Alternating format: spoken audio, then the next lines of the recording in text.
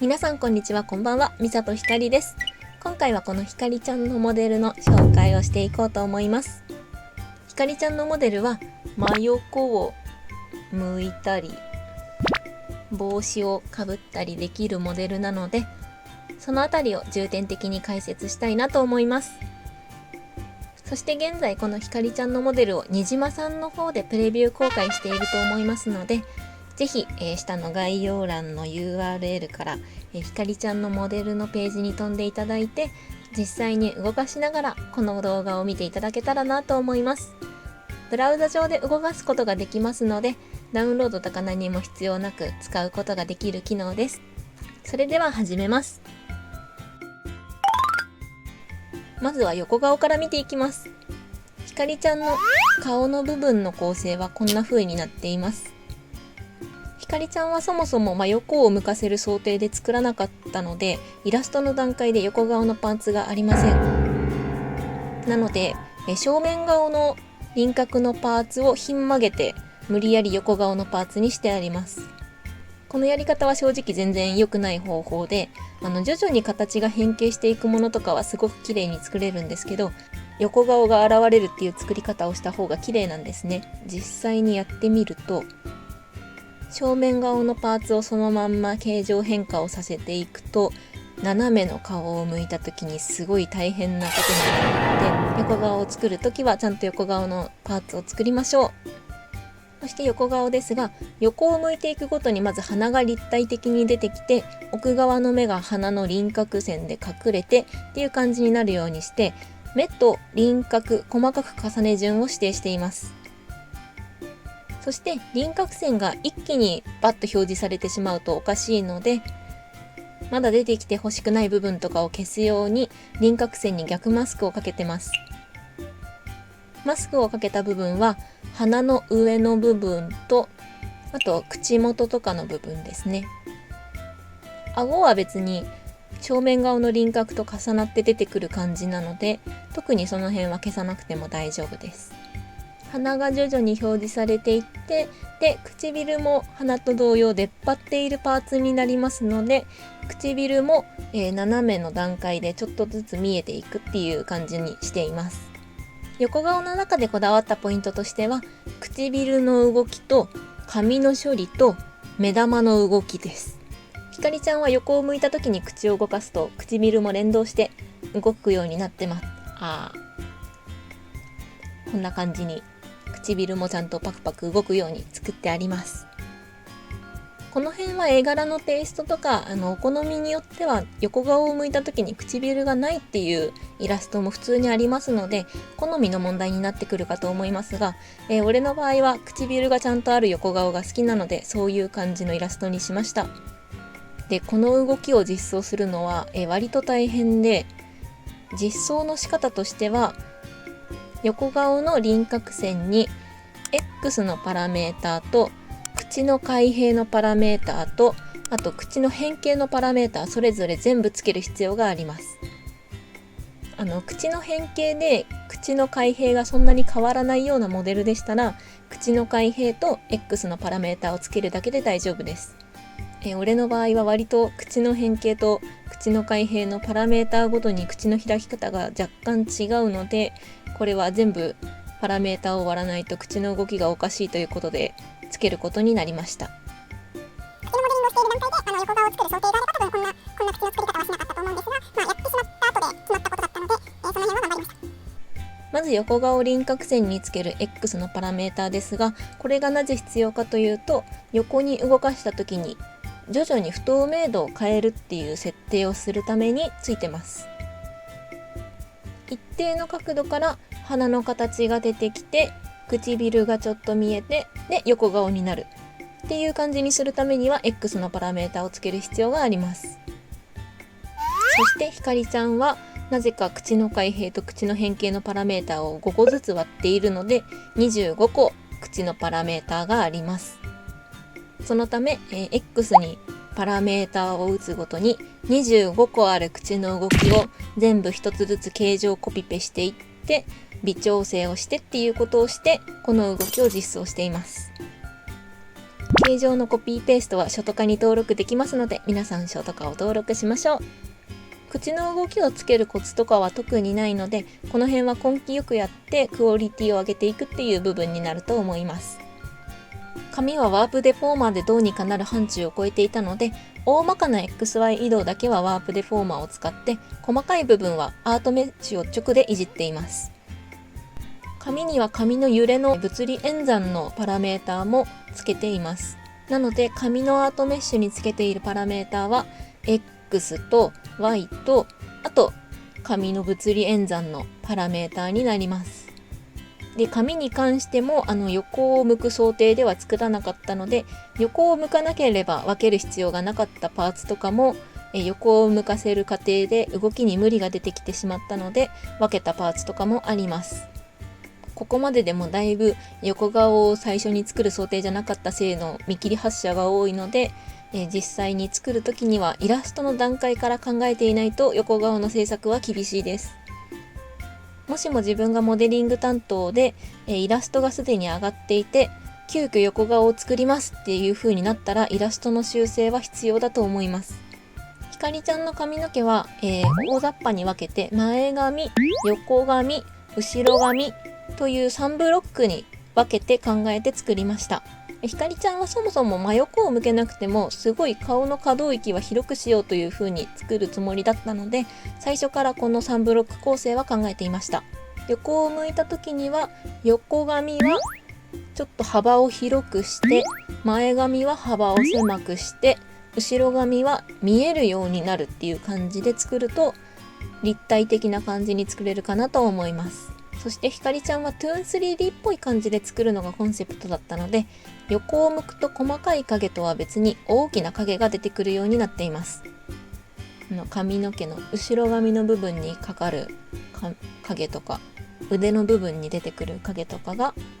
その大影です。ほぼアニメ塗りな感じのテイストのイラストなので、影も大きな影を作ってもそこまで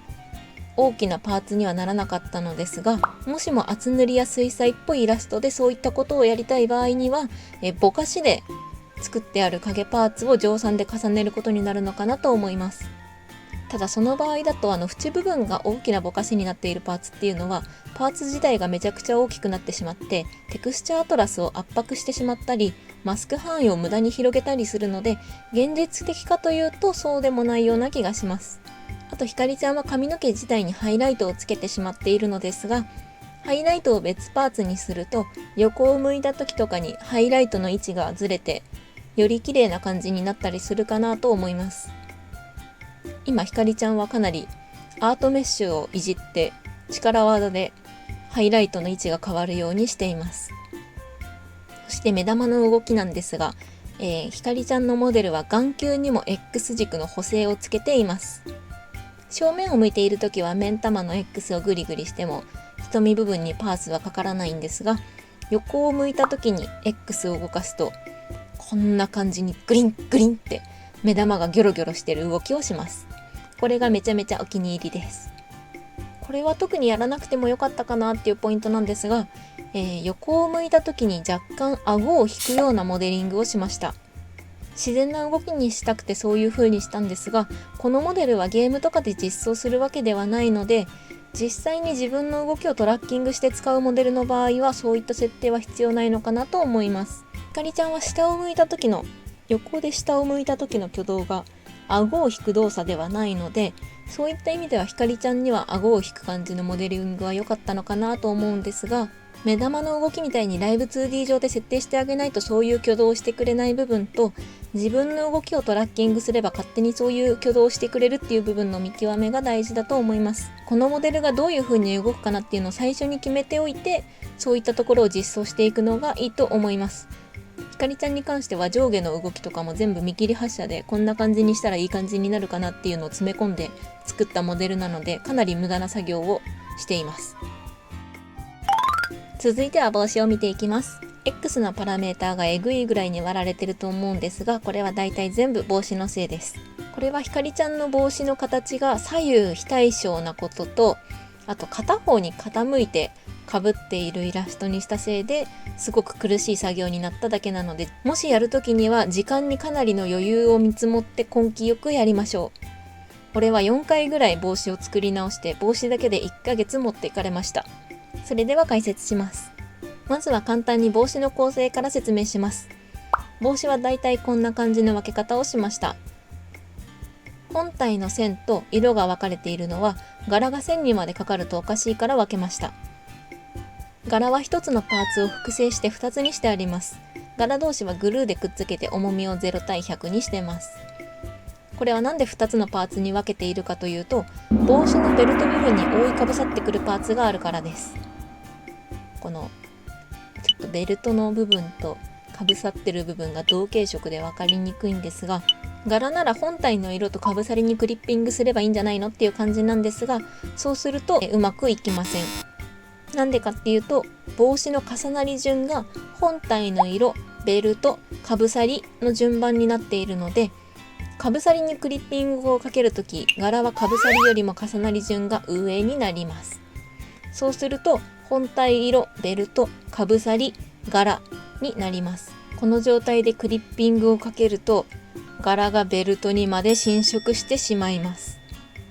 これはなんでこうなっちゃってるのかっていうと、ベルトで見えなくなっている本体の色部分にまで柄が乗っちゃっているからです。クリッピング機能は見えてる範囲にかけるものではないので、重なり順が違うものにクリッピングするとき、たまにこんな事故が起こってしまいます。そのため本体色、本体用柄、ベルト、かぶさり、かぶさり用柄という重なり順にする必要があってこうなってます。ただこの帽子の柄だけにクリッピング数を2つ使用しているので、クリッピング数を圧迫しないっていう場合には、柄のデザインによっては XY パラメータをちまちまっていじっていってなんとかなると思います。ただその方法はかなり現実的ではないのと、柄のデザイン次第では絶対に無理なので、柄を諦めるか他の部分のクリッピングを節約した方がいいと思います。そしてベルト、このベルトの部分が一番時間がかかりました。最初このベルトはステッチと色と線全部一緒の一つのパーツでした。しかし全部のパラメータを付け終わった後に気づきました。横向くごとにステッチって奥に流れていって隠れるんだよねっていう。結局ステッチの形は超長い2本の線で落ち着きました。どのくらい長いかというと、このモデル、4000ピクセル ×8000 ピクセルの大きさで作ってるんですが、横幅4000ピクセルいっぱいいっぱいのステッチを作りました。そんな長くて大丈夫っていう感じなんですが、細いので長くてもテクスチャートラスはそんなに圧迫しないんですね。なので別にステッチは細長くても大丈夫だと思います。そしてステッチの形状が決まってからも X を動かした時に顔の向きよりも早く動きすぎたりしないようにちまちまとパラメータを打って制御しています。こんな細かいところわかんないかもしれないんですが、割と速い流れをしているとなんかこの帽子おかしいなっていう感じになるので、その部分はしっかりとパラメータを打ちました。で、傾いてかぶっているっていうデザインのせいでこっちどっち向きって言えばいいんだろう、自分で右を向いた時の顔をする時にベルトがめちゃくちゃ動かないといけないんですね。なのでこっち側の部分だけパラメータがめちゃめちゃ打ってあります。ちなみに帽子のベルトの部分は変形パスツールでは綺麗に変形できなかったので、ほとんど変形ブラシツールで変形させてます。そしてこのぴょこぴょこ生えてる2本の髪の毛は帽子の時にしか出てこない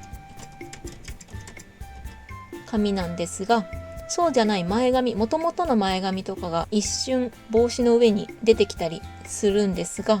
これは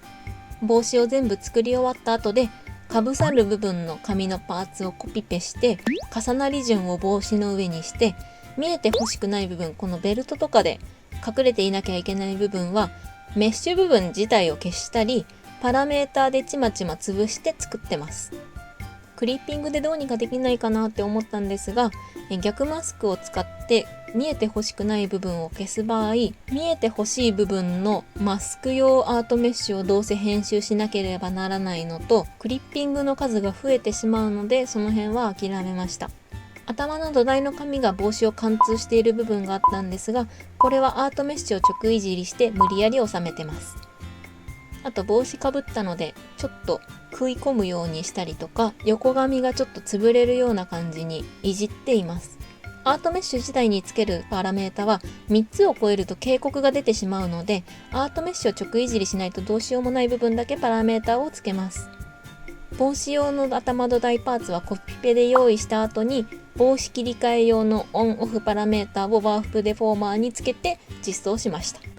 バックルの部分はベルトの動きに合わせて X を頑張って動かして、向こう側に隠れる時に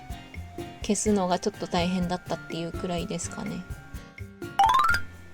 その他の部分ですが、ひかりちゃんは真横を向くのと帽子をかぶるのが大きな特徴になっているので、他の部分はあっさりめにいきます。この胸のパーツは、X とか Y とかの角度によってキラキラとするようにしてあります。胸のパーツのパーツ分けはこんな感じになってます。で、この青い石みたいなのと影はちょっと揺れ方を変えていて、動いた時に青い石がちょっとだけ浮いているような感じになるようにしています。このセーラー襟は下を向いた時とか上を向いた時とか、あと横を向いた時とかにビーズ刺繍の部分が出てきたり隠れたりするようにしてあります。このビーズ刺繍は一個一個別パーツになってます。真ん中の胸当ての部分は全部一つのパーツになってます。ジャケットはですね、上を向くと脱げかけるっていうモデリングにしてあるんですが、これはちょっとやりすぎたかなと思ってます。上を向いた時はいいんですけど、戻る時にニュッて戻ってくるのがちょっと違うかなっていう感じがします。ただ落ちかけるのがちょっといいなと思ったので、そんな感じで実装しました。結んでる時とそうじゃない時で共通で使える横紙のパーツとかを使い回して、それぞれ結んでる時のオンオフをワープデフォーマーにつけて切り替えるようにしています。胸の部分は胸の線画と胸の色に分かれているんですが、横を向いた時に胸の線が肩の線になるように X パラメーターを振っています。こうすることでより横を向いた感が出るんじゃないかなと思います。胸の大きいキャラの場合でも胸の線をずらすことで横を向いた感は出ると思いますので、胸の部分を分割できるようなイラストでしたら分割した方がより立体感のあるモデリングができると思います。いかがでしたでしょうか。ここまでで説明足りてないよとか、ここが聞きたかったんだよっていうところがありましたら、マシュマロとかをいただけるとその部分の解説を出そうかなと思います。にじまさんの方にあげてあるひかりちゃんのモデルはよっぽどのことがない限りは取り下げることはないかなと思いますので、お時間のある時に遊んでいただいたりですとか、モデリングの時とかに何か参考になったらなと思います。それでは今回の動画はこれで終了です。チャンネル登録、高評価ボタン、Twitter のフォローよろしくお願いします。それでは